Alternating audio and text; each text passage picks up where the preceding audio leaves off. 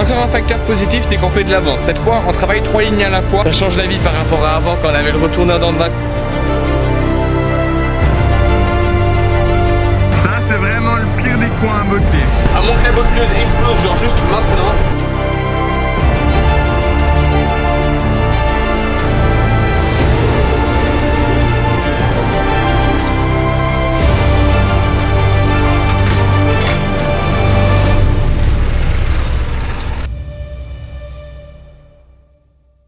Et bien le bonjour les amis, bienvenue dans la vidéo du dimanche. Dans cette vidéo, c'est la deuxième partie des foins. On avait commencé les foins de luzerne et les foins écologiques que je vous avais expliqué dans la vidéo précédente. On avait bottelé tous les coins écologiques, on avait fauché la luzerne mais on n'avait pas encore travaillé. Et justement, maintenant je vais vous reprendre avec la pirouette pour vous expliquer ce qu'on fait. Mais avant de commencer cette vidéo, n'oubliez pas de liker, vous abonner car moi ça me soutient. Et n'hésitez pas à écrire un commentaire si la vidéo vous plaît, si vous avez des commentaires constructifs à faire. C'est avec grand plaisir que je les reçois. Bon allez, bonne vidéo à vous.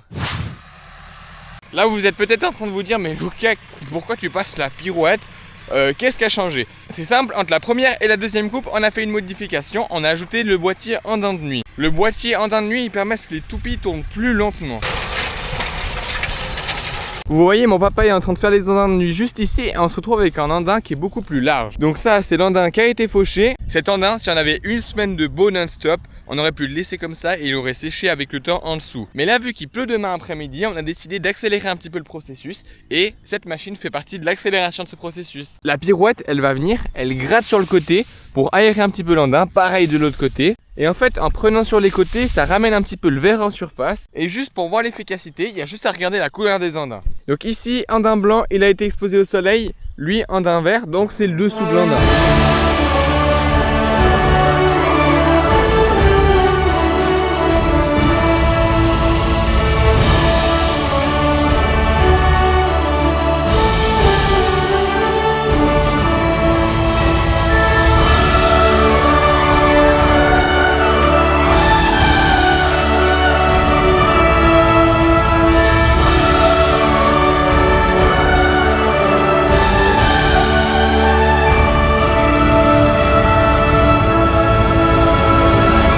D'agriculteurs qui essayent de faire de la luzerne mais ils n'ont pas forcément une super méthode pour la travailler. Ça nécessite parfois des machines spécifiques. Nous, pour vous faire l'historique, on a commencé à l'époque avec un retourneur d'andin. Le retourneur d'andin, il est bien sauf qu'il prend une ligne à la fois et ce qu'il fait c'est qu'il prend l'andin et il le retourne à 180 degrés pour le poser à côté. Le problème de cette méthode c'est que ça fait un andin à la fois. Le deuxième c'est qu'on peut que tourner en rang avec cette machine parce que vu qu'il dépose l'andin d'un côté en faisant le tour, il va reposer l'andin où il y a déjà l'andin qui a été tourné. Enfin je sais pas si c'est très clair. Depuis l'année passée, on a acheté un endaineur soleil. L'endaineur soleil, on est plutôt content. L'avantage, c'est qu'on a fait en sorte qu'on puisse tourner 2 lignes à la fois. Donc niveau efficacité, on gagne vite du temps. Mais par contre, il n'est pas pratique pour transporter sur la route parce qu'il est large et qu'il se replie pas. Donc dès qu'on a des parcelles un petit peu plus loin, ça devient très compliqué. Mais là, avec la pirouette qu'on a achetée il y a un mois, avec le boîtier andin de nuit, ça fait vraiment un super travail. Vous pouvez juste le voir avec les images, ça a cet effet vraiment de retourner l'andin. Les points forts de cette méthode, c'est que c'est peu coûteux. Le tracteur, on n'a pas un gros tracteur, on a un 110 chevaux. Ça effeuille quasiment pas la luzerne, vous pouvez le voir. Attendez, je vais juste vous montrer parce qu'une image vaut mieux que 1000 mots. Regardez, par exemple, ici, mon andin a été retourné. Je vais dégager la luzerne pour vraiment voir en dessous. Et puis là, je vois les feuilles qui ont été perdues. Donc, on voit quand même quelques feuilles, c'est normal parce qu'on travaille la luzerne et qu'elle est déjà toute sèche sur le dessus. Mais vous voyez, si je regarde à côté de l'andin, il n'y a pas une seule feuille, donc la perte de feuilles est vraiment très limitée. Encore un facteur positif, c'est qu'on fait de l'avance. Cette fois, on travaille 3 lignes à la fois. Avant, c'était une avec le retourneur, maintenant 3, donc c'est vraiment le top. Il y a des personnes qui vont être un petit peu réticentes à cette méthode parce qu'on va se dire « Ah, mais on va ramasser de la terre, mais c'est juste une question de configuration de la machine. » On a un petit peu de marge quand on fauche. La pirouette, le but, c'est pas de gratter de la terre. Si on met de la terre dans son fourrage, c'est vraiment pas terrible. Enfin pour nous maintenant, c'est une des possibilités qui est la meilleure pour travailler à luzerne de manière plus simple. Ensuite, comme d'habitude, on va laisser sécher un petit peu les andins comme ça. Une fois que ce sera prêt, on prendra l'endaineur soleil et on bottellera derrière ce soir ou demain matin à mon avis. Bon, je vous ai fait pas mal d'explications. Là, j'ai terminé la grande parcelle où j'étais juste avant. J'ai changé de parcelle, je suis dans celle qui est un petit peu plus petite, qui fait à peu près 4 hectares. Et puis en continu, j'ai fait aussi plusieurs petits coins de luzerne qu'on avait à droite à gauche. Le fait est que franchement, cette méthode, ça fonctionne assez bien. On voit vraiment que ça ressort le vert au-dessus. Elle est un peu de couleur verte, mais elle n'est pas non plus humide, trempe. Mais c'est vraiment pour l'aider comme ça, ça sèchera plus vite. J'ai fait joliment le tour du champ, il me reste plus que le milieu. Et puis le milieu, ça va aller assez vite. Faut dire mine de rien qu'on fait quand même quelques hectares à l'heure. Je pense qu'on a dû commencer aux alentours des 9h15, il est 11h15. Je me rends pas compte combien de surface on fait à l'heure, mais franchement, ça avance. Ça change la vie par rapport à avant quand on avait le retourneur d'andin, quand on faisait ligne par ligne. Et je trouve que le 5H, il est pas mal adapté. Faudrait lui mettre encore les deux autres masses qu'on a, on en a uniquement 3. Parce que là, si je lève la pirouette maintenant, il est un petit peu léger de l'avant. Mais après, dès qu'elle est repliée sur la route, c'est pas vraiment un problème. Parce qu'en se repliant, elle se rabat un petit peu contre le tracteur, donc ça fait moins de poids. Et parcelle terminée, juste ici. Ça va bien, il est maintenant 11h30, je vais aller décrocher la pirouette pour ensuite normalement accrocher l'ordonneur double.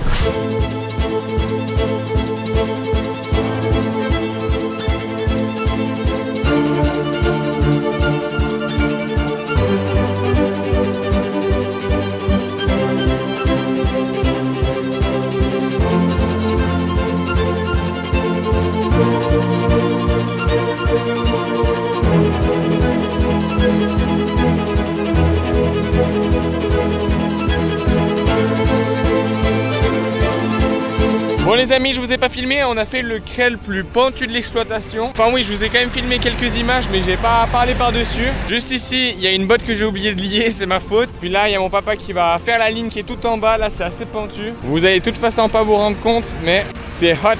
Je peux voir sur mon téléphone quand je suis à l'horizontale, et puis là comme ça, je suis à l'horizontale. Comme ça, vous vous rendez mieux compte comment est-ce que ça penche. Ça, c'est vraiment le pire des coins à botteler.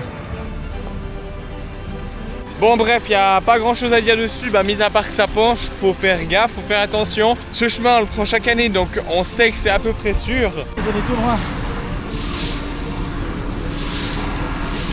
Bon, il a fallu donner un petit coup de main, parce que l'andin qui était juste ici, mon papa n'arrivait pas à monter, ça patinait. Et là du coup on a tout descendu, comme ça il peut botteler le reste. C'est ce qu'il me disait, habituellement il montait un biais, normalement l'andin était comme ceci, puis il arrivait à monter. Mais là à 90 degrés c'était pas possible. Je sais pas s'il va reculer jusqu'à tout là-bas ou bien s'il va essayer de monter de biais. Les amis, on est parti dans les luzernes, j'ai repris le 155. On a fait une petite pause pour souper. Mais en fait j'ai même pas soupé, donc on n'a pas fait de pause si on veut. Donc pour vous expliquer, on est dans la première parcelle, celle de 4 hectares. Mon papa est en train de passer le tonoutil pour en doubler avec le 5H, il a été décroché du gyro double. Et moi je suis juste derrière en train de tresser. Alors là, avant de penser vraiment à la luzerne, j'ai une question que je me pose. C'est est-ce que je dois aller faire le plein maintenant ou j'attends après? À savoir que pour faire le plein, c'est pas super évident d'accès. Ça nécessite un petit peu de manœuvrer. Non, en vrai, ça c'est minime comme problème. Ce qui nous importe nous, c'est surtout la qualité avant tout. Là, autant pour cette deuxième coupe, il y a beaucoup moins de quantité. Mais si on a moins de quantité, on a plus de qualité. Donc au final, on s'y retrouve. Surtout que la première coupe, on a fait encore pas mal de bottes. Zut de parle, je viens de me rendre compte, en fait, j'ai plus de filet. Regardez-moi ce filet, on voit plus que le carton. Et du coup j'ai pris la décision d'attendre pour faire le plein. Là il y a tout qui vient en même temps, le plein, le filet. Mais c'est pas tous les jours qu'on peut le dire, mais on est tranquille, on a le temps. À moins que la botteleuse explose genre juste maintenant. Mais on n'est pas pressé par le boulot. Plus de filet. Va falloir sortir les bras de mini-pelle. Le chef est juste ici. Et ça fait quand même du beau boulot hein. Bon, on va quand même regarder si le fourrage n'est pas humide. Le gars il a fait la moitié du champ, il commence à regarder maintenant. Non, ça me paraît pas mal. Ça croustille, ça croustille. Comme tout bon Suisse, j'ai toujours le couteau suisse sur moi. Même mon papa. Attention, poussière.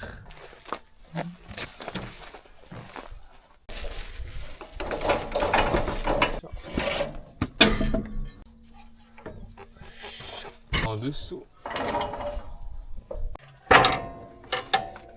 Blah. Premier problème de régler, maintenant il y a le deuxième qui va arriver. Toutes ces sécurités qu'il y a sur les tracteurs, c'est quand même quelque chose hein. Voilà, c'est une histoire qui va piquer.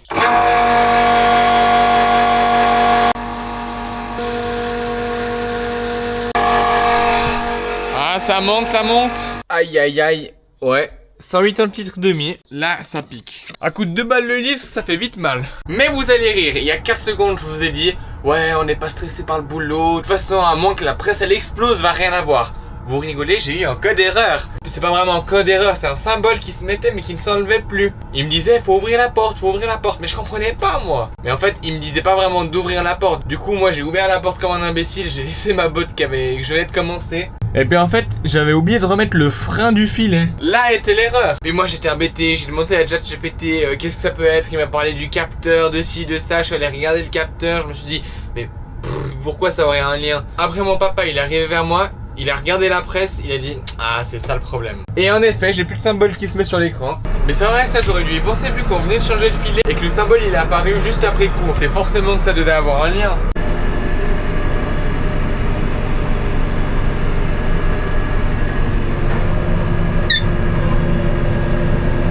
Et franchement ça va, je roule assez vite, je roule à 13-14 km/h. On dirait qu'il y a un gros andin.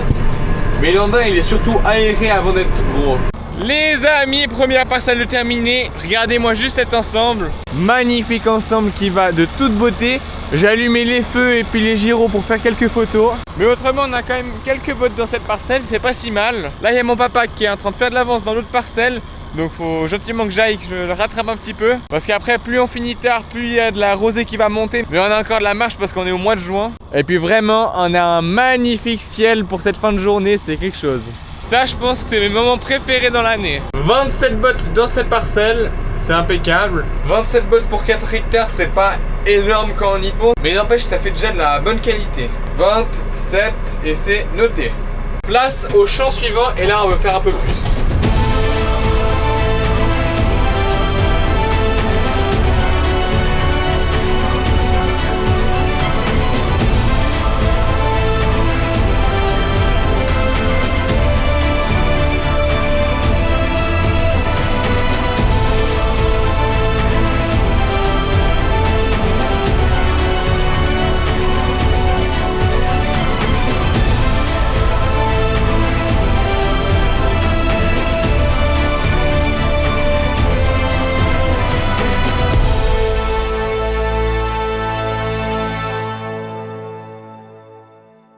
Le temps que je vous fasse déjà les quelques plans au drone, le soleil s'est entièrement couché, la nuit est arrivée même. Bah, ça faisait déjà un petit moment que le soleil était couché.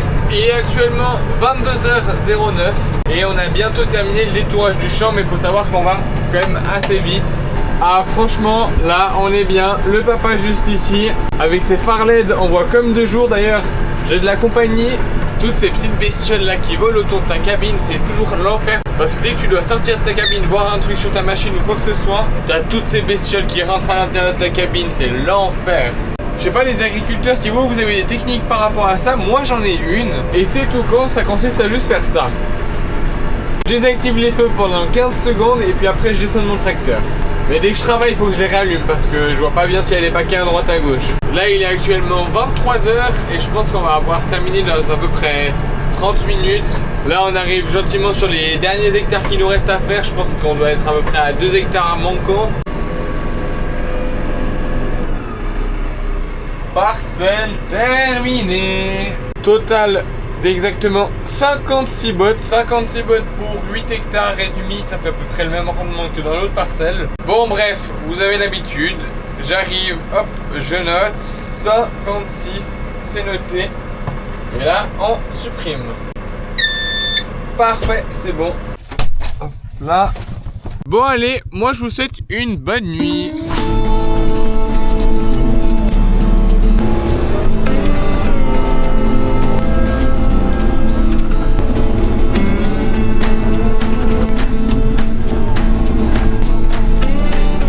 Bonjour à tous, aujourd'hui lundi 22 juin, j'espère que vous allez bien. Vous avez vu la semaine passée, on a fait les bottes, terminé. Il y a une partie qui a été ramassée vendredi, après le week-end on les a pas touchés parce qu'on n'était pas forcément pressé. Mais aussi parce qu'on évite le week-end de trop travailler. Et je me situe ici dans la grande parcelle, et il manque encore des bottes à ramasser ici. À savoir que les rangements pour la luzerne les plus simples, les endroits où on a juste à poser avec le télescopique, sont pleins, donc maintenant on doit remplir les granges avec une grue. Enfin ça je crois que je vous avais jamais montré, ce sera l'occasion justement de vous montrer ça. Mais là ce que je fais pour gagner du temps, c'est que je regroupe les bottes par tas de 8. Comme ça une fois qu'on aura déchargé dans la grange, il y a 2 personnes qui pourront monter les bottes ensemble et puis une personne, donc peut-être moi, qui pourra faire les allers-retours pour récupérer les bottes juste ici. Bon voilà, toutes les bottes ont été regroupées, 32 bottes de regroupées, j'attends qu'ils viennent me chercher. Là pour ce travail, on est 3, il y a nos 2 employés, Yarek et Christophe, ainsi que moi-même. Ah, pendant que je vous parle, il y a notre employé qui est juste là-bas, il arrive gentiment. Bon, je vais me préparer à aller le charger.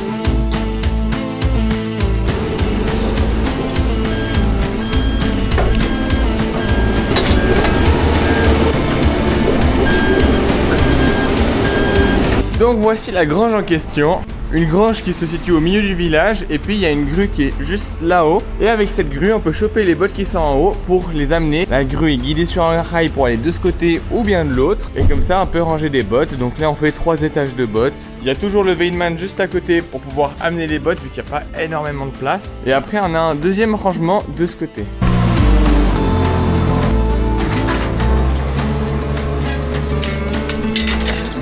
La pièce. Et normalement c'est bon.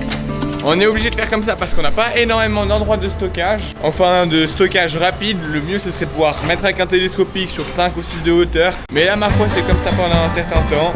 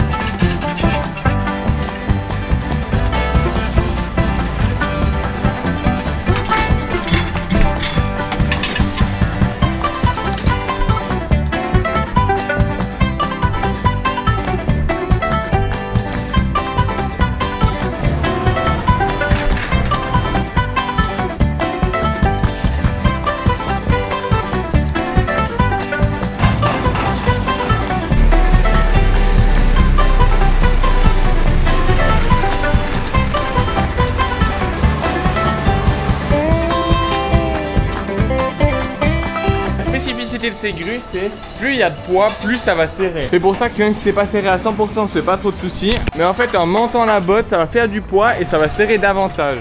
Voilà les amis, j'espère que cette vidéo vous aura plu. Je vous ai montré cette fois un petit peu le stockage en grange, comment est-ce que ça se passe. J'ai un peu cette impression que c'est une spécificité un peu dans notre région. N'hésitez pas à me dire si chez vous, vous connaissez ce système de stockage, parce qu'honnêtement, ça m'intéresse de savoir. Bon, en tout cas, je vous remercie d'avoir regardé cette vidéo.